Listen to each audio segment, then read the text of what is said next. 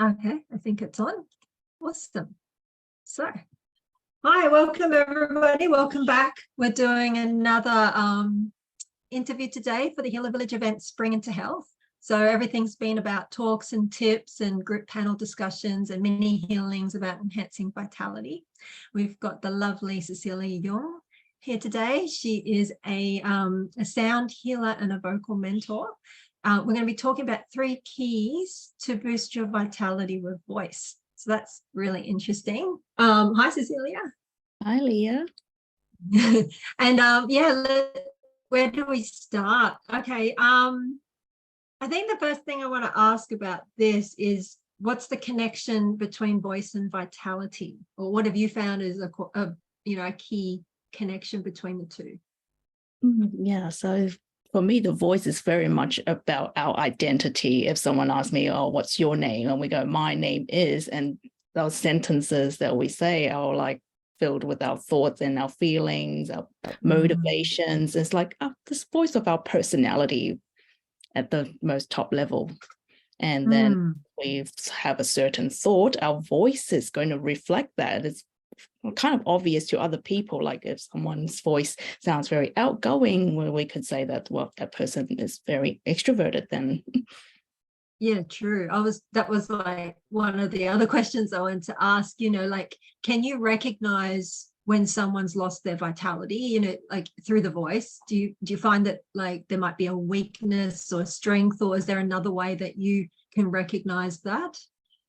Well, in our lives, we go through lots of phases. So if something happened, our voice could be impacted by those circumstances. Say, like if there was a loss that we had to deal with, someone's voice might go, this sounds like a little bit of crying at the end of it, but that could just only be a phase of their life that they're going through. But then there is also a default personality that we will sound in a certain way. Yeah, that's true. I've had I remember when I was a teen and we had my cousin stay, who's like 20 or so years older, and her husband made a comment about how everything I said had this little like change at the end, and it sounded like I was asking a question. And it was funny how he pointed it out to me, because now I notice it. Now I get a bit self-conscious, but and you've done similar intuitive work, similar like creative development type work, you start to see what's obvious about things and see certain personalities that come out just through the expression. Sometimes it's what you say, right? But even just the quality, like, are there certain what's the word, like qualities and different things about the voice that you've noticed, and that you've kind of said, okay, well, these are key things about the voice in different aspects? Yeah, so I primarily work with the 5 element system, and there are 5 elements, and which means there are like 5 different types of frequencies in someone's voice. And in that system, there's like the 5 colors, the organs, so with the sounds. So say for the first one, the water types, and this type of their voice tends to be more introverted, quiet, because their values are all about the depths and their self-connection. And then like the things that they say, they're very conscious about, are they safe in the world? Where are they in place? They put the boundaries. And so what they say, they kind of go through their mental thoughts as like, is what I'm going to say going to be received by other people, because they don't want to be rejected. So that's one of the types. And the second I'm a water one, apparently. I've done like Cecilia's quiz. Other types. Yeah, so my quiz has, I've got 7 really short questions that will help you to identify your voice types. And the second one is the wood type, and they've got names. So the first type, the wood type, is the revelation. And the next type is sword voice. And sword voice people are very strong in their voice, the way they project their voice, almost like people would think they're like, you are shouting, and then they like, it could repel people that way. But it's just not that they're like shouting, but they're just really enthusiastic, as long as they got a vision and they've got practical steps to go towards that. If they're like, what are we doing this? Like if they don't have a cause to fight for, then they're lost. And then their voice would be like, oh, I'm lost in direction. And then that's when they could lose their vitality, when they don't have a direction. So they've got like a sharp voice, right? When they're like really direct. Yeah, okay. So we've got water, wood, we've got water, revelation, which is wood, sword, which is metal, or the other two? So yep, so it's wood. And the next one we're going into is spark, which is the fire. And also these types are correlated with the seasons. So water is all about the winter, it's the hibernation, and sword is spring, and things are like starting to grow, flowers are opening up. And now we're going into summer, which is spark. And spark people, they're very enthusiastic as well, but they have to have people around them. They want to feel that connection. They go to parties. If they went to the party, they would say like, I'm here. And then they would just go around mingling and just being the entertainer. They love that kind of attention. So their voice could also be quite, and they laugh a lot. So it's like if someone had this distinct laugh, we could like almost say like, that they've got some fire element in them. Might not be their whole personality, but their fire element could be very strong if they laugh a lot. Okay, yeah. You can hear the laugh. Yeah, sometimes like you're in the office and then you can hear this laugh come through and you're like, you know who the person is. So, okay, they might have some fire. And then there's one more type, is there? Yeah, two more. And then next we've got late summer, which has to do with the earth, and it's earth about the mother. It's called the compassion voice, and this voice sounds a lot like, oh, are you okay? Oh dear. And it's like very motherly because they're very good listeners. They're all about nurturing other people, all about service. So their voice tends to be quite soft spoken, like, you know, a mother speaking to a child kind of voice. Okay, I mean, the quiz is really good. I've also seen other people respond to the quiz and say that's very accurate. So I'm sure like Cecilia's going to offer a link so people can do that.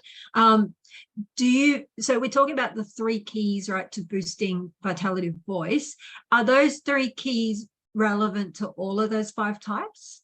Yep. So the first key would definitely be knowing what is your voice type, because there are motivations behind it. So to say like, I'm the water type, like my voice isn't going to be loud. So if I force my voice, that is going against my true nature. But like what I care about is, the introspection, being quiet. But then there are other times that I have to be assertive. So what this system is like, we're cultivating all of the key areas, but first knowing your type is the first thing. Yeah. Because you're really comfortable, right, with your type. Yeah, I think that's really key, right? Because if you're working against your true nature, then you're going to deplete vitality.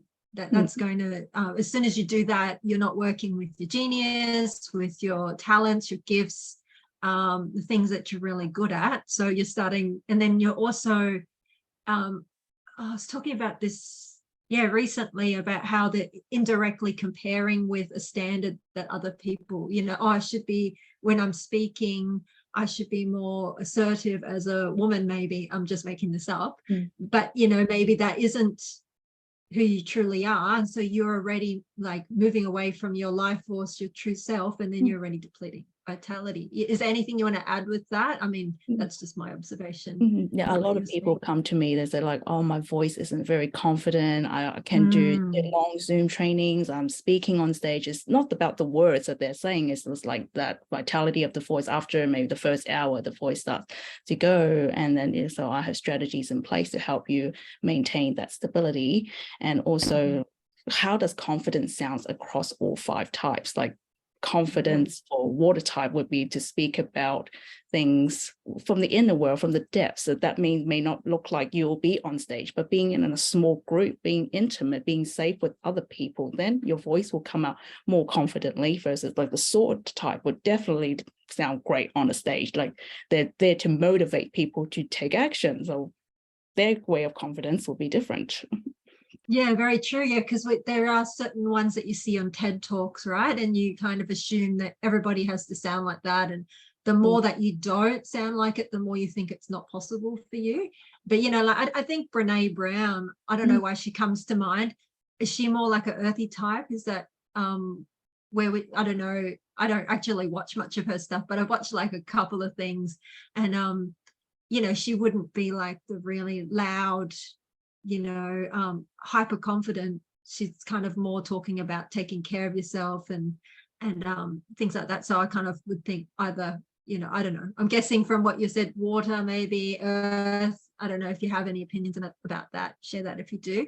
Yeah, I watched her recently too. I mean, I heard of the name for years and years, and there's only like Okay. vulnerability, and I know to associate vulnerability with her. And I finally watch her Oh, TED talk. I'm just like, oh wow, she's such a masterful storyteller. Like the way that she builds people attention, starting with, and the use of humor just makes her feel like she's really the fire type. Fire people, if you need to okay. sell something, give it to a fire person, because they would just, you know, be the magician, Mm. turn it into something like, yeah, you definitely need to have this, or bring that point across really clearly. Yeah, very true. Actually, yeah, because someone was pointing her out and saying she's like your friend. So Mm, that's her style. And I'm like, okay, yeah. No, no, no. It made sense when you said that anyway. mm. So yeah, so we had knowing your type is one of the keys. Is there a what's another one of the keys to boosting your vitality voice? Yep. So with the types, the second one is the emotional awareness. So for each of the type, there is a primary emotion that affects the voice and our actions. So say for compassion, they are very sympathetic towards other people. That's their gift of their type, but their shadow side of it is worry. Like yesterday we talked about, like, what is society doing or not doing? Well, they tend to worry about what's going to happen. Is my children going to be safe? Like, do you have enough? Like, all this worry will then affect their digestion and their Oh yeah, health yeah, ultimately, true. and yeah, their voice. Yeah, okay, cool. Yeah. So knowing your emotion, knowing the key emotion that really depletes the resonance and the vitality in your voice. Okay. I'm just wondering because it feels like there's a question, but I don't know what the question is. Um, is there and then like when you're working with people with the emotional side, what kind of key things do you help with that so that they can start mastering that, with that emotion with their voice? Now, like, would you processes like, is there something like that's you're having difficulty communicating around, or how do you feel about that? Like acknowledging like the current reality. Okay, I feel this way. My thoughts and feelings are about this. So then the next layer down is like, what do you think about yourself? What, yeah, your underlying belief, and then see the pattern that's running. Is just like, does this happen across all your relationships, or every time you try and say something, like what happens? Is it always consistent? Oh yeah, yeah, cool. Yeah, and then you can start seeing that once you see the pattern, then you can do things differently after that. Whereas before it just seems like it randomly happens. Yeah, okay. Interesting. And then the third one then, what would be the third key? The third key would be embracing your inner voice. And by that, I mean like using your intuition. Like yesterday, we talked about society or focuses on the doing, but beingness, there's that quiet, still voice that's always there, but we just don't sit down and really tune in. And we just probably override it. Oh, it just doesn't make any sense. And now when I learned about the process of making it up and seeing what's obvious and then voicing it actually is so powerful. Like, yeah. Yeah, definitely voicing things is I was having something during the week and going, oh, maybe I won't do that, and I was umming and ahhing, and then I talked to my coach and she didn't actually say anything. It was just me voicing, and then as I kept talking, I'm like, oh, maybe it's actually I'm just afraid of being rejected, um and if I don't try, I actually don't know if it's going to happen. So yeah, and as I kept talking, everything just became really clear. But for days in my head, it made total sense for me to just, oh, maybe I won't do that. Maybe that's not true for me. I was just going around in circles. So yeah, that's really true. And so with the getting in touch with your intuition and your inner knowing and things like that, is that for like knowing what action to take? What kind of key benefits and things do people get when they start getting in touch with that part of themselves? Yeah, so it's going, like you said, from the head voice down to the heart voice, and then we might Okay, feel like nice. the constriction in the chest. So it's like, what is your vision? What do you want? I don't know. It's just like, yeah, the more we say it, and then like, okay, then when that breaks open, it might be the tears, but then after that, yeah, it just feels more open to at least receive more. Like, okay, they might Mm. not have the answer right now. Just give yourself the times. Like some people might go and take a walk or journal something. And then for me, like when I'm just standing there waiting for the bus and the train, oh, the download comes. It's like, okay, that feels good. I respond, then go and do it. Yeah, true. Yeah, because yeah, like you work with human design stuff as well, don't you? So you sort of incorporate some of that in with all the voice stuff. Yeah, so in terms of getting in touch with their intuition and then knowing, it's like empowering them, right? To start going, okay, what's true for me? And then what's the next thing to do? I like that, coming from the head voice down to the heart voice. I know they talk about head voice and chest voice and things like that, but it's got a deeper connotation with the head voice down to the heart, speaking from the heart. From your experience, how, do you find that communication changes and expression changes when you go into the heart voice? Mm-hmm. Firstly, it's not like loud as one the egoic way of thinking what loud should be like. It's just actually quieter, and people will lean in to hear what you have to say, and it just comes across with more conviction, even though the volume doesn't necessarily becomes louder. Yeah, I remember, yeah, Cecilia does like play shops. Never say like workshops, but play shops, right? Voice play shops. And I did one of them about a year ago, and I noticed we were doing like activities, and it was like tapping into the nervous system almost, because there was a lot of relaxation that happened and a lot of yawning and like things like that, releasing of things. But I remember the week after, I noticed how my voice stayed resonant, but I had two incidences in that week where, like, I was in a meeting or at the pub, and I'd start talking and the whole table or the whole meeting would just stop instantly. And it was really unnerving actually at first, because I was like, oh, is everyone going to listen to me now? Okay. I wasn't used to that so much. I was used to having to wait for the pause before I could speak, but I just said it and people would just stop. And I think, and maybe you've got other examples or you have your own experience with this, but like the resonance, um, people are attracted to that. People want to hear that. They like, it's a more pleasurable sound, I think, for humans. Do you have anything to add to that, or any experiences with that?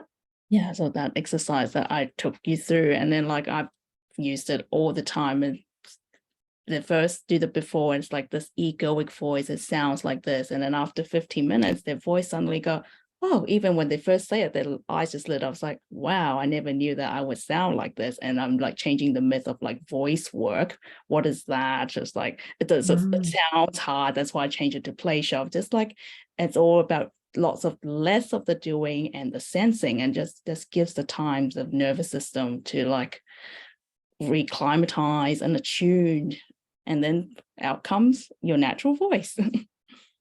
Yeah. And yeah, do you oh, what was I going to ask about that? Yeah, so the natural voice is different for each type, right? And so is there or do they have the same experience of vitality? Do you want to explain a little bit more about vitality in relation to that? Yeah, I'll leave it like that. Yeah, so for each type, yeah, vitality will look a bit different. Say for the fire type, their vitality would mean to get up and dance, and they would be like they could be singing on top of their lungs. And where's the, let's see, what we talked about clarity, actually. Clarity's vitality is when they're like seeing from above. Their gift is like to see things from that higher perspective. So it's like with spirit, with that sacredness. So they actually could be much quieter. That means it's like journaling. Could they journal an insight, or like just sitting still and observing? That's way. And then once they observe and they got that clarity, and then their voice would then like have more assertiveness in it. I think I agree with that. Like I like people, but I'm a bit of a hermit. I like people though. So it's not because I don't like people, but if I go out to a party, afterwards, like I probably need the weekend to Mhm.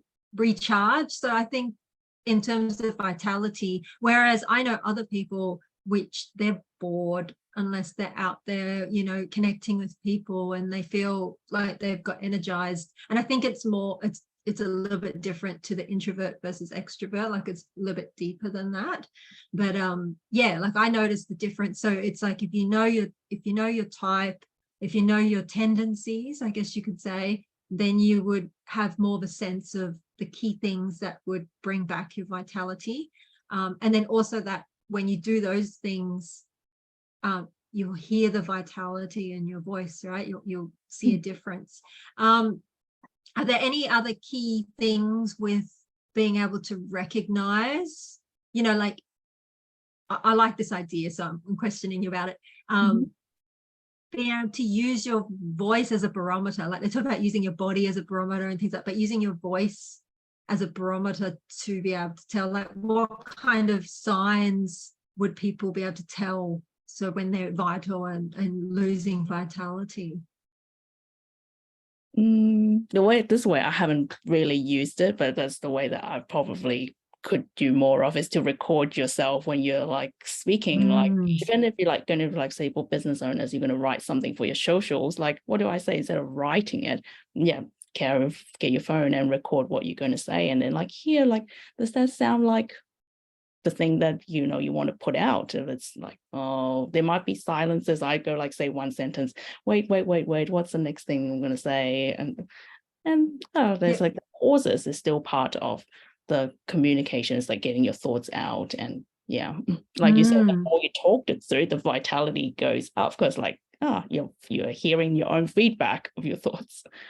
Yeah, true. So yeah, we talked about like resonance as sort of one thing and that weakness, but then there's also like the pauses in between sentences and that rhythm. I think you talk about rhythm of the sentences that can also give you clues. Like there's so much nuance, I think, in our vocal expression that we just kind of either override, or we just want to hear the words and the meaning. We don't actually go, well, actually there's all these, I don't know, symbolic nuances in there. I don't know if there's any more that you've got, like some other one. Yeah, maybe. you've got like the pace, the rhythm, the silences, and well, these are all the makeup of how to be a good speaker. Like a good speaker can't talk forever. They can give spaces for people to feel the impact of what you're saying. Yeah, definitely. I think the silence, we think we've got to fill every single space, right? And I've done that on the Facebook lives, or like, you know, when I'm being interviewed, right? And it's like, got to keep talking, got to know something, you know, and that's coming across in my voice. But yeah, I think I had a course a while back, and he calls it the pregnant pause. He calls it like, and actually that's how he does it. Like he talks and then he just stops and it becomes really uncomfortable. But in that, he pauses for a very long time. He's very kapha. If you know the Ayurvedic, he's very kapha. But in that extended pause, like you start getting all these insights, or the thing he just said drops instead of like rushing to next thing. So yeah, I think the pause, we think it's just the voice, but it's the, what is it, the non-voice as well, and the combination of the two. Oh, that's really cool. Yeah, I know you do, you look at that in several different ways. So you're looking at the emotions, the organs, the different types, but also like the nuances and all of that, and then bring that all together. And I don't think I've seen, well, I don't know, I probably haven't, you know, investigated what's out there, but I don't think I've seen it in that combination before. You know, it's very interesting. Okay, so yeah, I think we're getting close to the end. So it's been very interesting though. I love your types. I love them. And I once I found out about them, I start seeing them around, like certain people like really embody a type. Is there a tip or insight that is like a key thing people can take away from this conversation about the voice? well, if you ever feel blocked and just like, oh, I'm just feeling like, like, then use this sound, the R sound, and that will open your heart. Okay, interesting. Yeah, because yep. Yeah, the vowels, the vowels are designed to like easy memory because they also help singers to sing in tune. But here, like, we're not so much into the singing, but it's just like opening the mouth, like ah, again, toning it a few times, a few minutes, or just so slowly just bring the body back into the awareness and go like, okay, this is what's happening. We're just like noticing. It's not changing, fixing anything. It's just, yeah, bringing you back to awareness. Yeah. Oh yeah, so yeah, I can see how there's the R, is that like a vibrational tone for like the heart chakra or the heart? Yep, okay. So it's got that, but then also I noticed, I don't know why, I was thinking yesterday about how when you open the jaw, like the jaw holds a lot of stuff, and you're actually releasing the nervous system, making the noise, activates the vagal nerve, and then everything can relax more. So there's some, and then we're talking yesterday and Tuesday, I think, about how it's like vitality is key when you open your heart, but there needs vulnerability, but that's like a more gentle way, like rather than cathartic vulnerability, you can do the R sound. Yeah, lovely. Okay, I'm going to try that afterwards. I'm going to try it now though. Awesome. All right. So yeah, so you've got some things to offer, one of them being the quiz. I think we've talked about the quiz, so I probably don't have to talk heavily about that, but we'll put the link in the post and in the comments. And then you've got another offer. You want to share that with us? Yeah, so for this lovely group here, I'm offering a 1-hour coaching special, and it's $97. And that's bed spoke session where it's like if you have certain vocal strain, like that's not very loud, I need some ways to troubleshoot it so I can get it more louder, or there's an issue that you're like having issues with, and I'll take you through some processes and we can go deeper into the unconscious blocks that you're experiencing. Awesome. Yeah, would you like get them to do the Genius Voice quiz, and that can be aided in the session? Yep. And then what are some common problems that people might, would be really helpful, like this 1 hour, or at least would be helpful to start the process? Like say if your result happened to be compassion voice, and your tendency may be to say like, oh, I'm having trouble speaking my truth and maintaining my boundaries. So I'll take you through some techniques to make your voice more assertive so that you can like state what you need to say clearly. That will come across as more confident. Yeah. Oh yeah, that's a really good one. I've had that in the past. Yeah, I had to tell someone and they weren't listening, and then when I had that, put my foot down, but it took ages, it took months, and I did that, and then they just backed off, and I was like, oh, that really works. So that's powerful. Yeah, if they, if you're doing Facebook Lives, I think you've helped people with that. Yeah,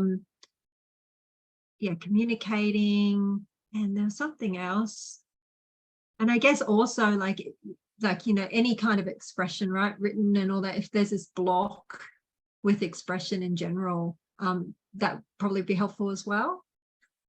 Yeah, okay, cool. All right, well, thank you. That's it. Thanks so much, Cecilia. That was really good. I like all this nuanced stuff with the voice, like how there's so much that could be explored with something that you think is so like, simple and niched, but there's so much depth and exploration. And yeah, and I mean, that's the key thing for us, right? When we're communicating with people, that can really affect your vitality.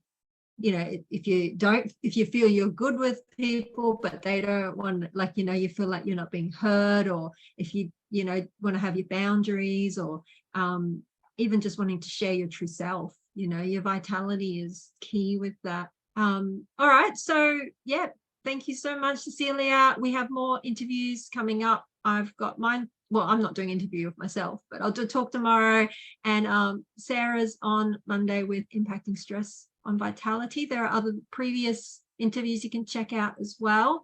Yeah, and then, ask your questions. If you've got any questions for Cecilia, just put it in the comments. and she'll circle back and answer them. Or maybe you just want to ask anything about the offer, about you just want to share your experience and thoughts, we'll circle back and reply. In the meantime, yeah, looking forward to more flourishing vitality for all of us. Give that R sound a go, if you're really wanting to, if you're feeling blocked and want to open your heart, and we'll see you around soon. Bye. Leah.